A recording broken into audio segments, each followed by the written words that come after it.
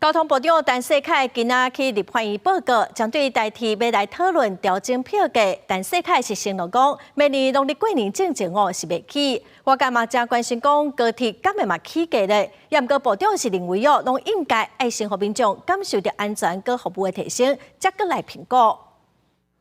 代替票价调整的方案，要伫10月2日召开董事会时进行讨论。不过，民进党的立委李坤德批评讲，代替无论伫准点、安全、佮能源效率的方面，拢爱改善，应该暂缓讨论票价起价。少一个车厢，然后问你电价，自己7%或14%也搞不清楚，这真的是要检讨。现在票价的调整方案，我们还在做研议，做一些调整。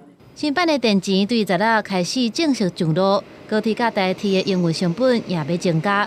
交通部长陈世凯要求代替讲，不应该将电力的成本反映伫票价，上重要是爱先做好省电。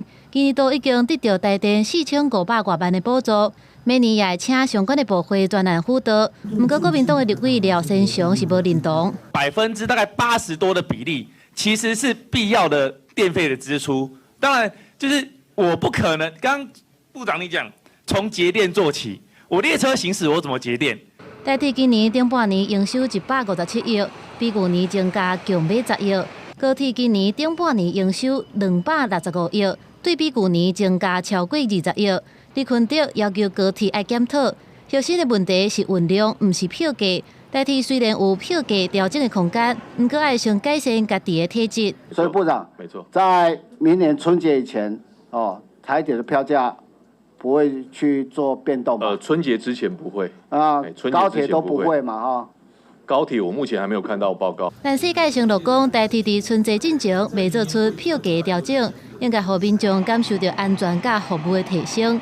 那高铁目前虽然还未提出起价方案，不过高铁也爱负起公共运输的责任。记者综合报道。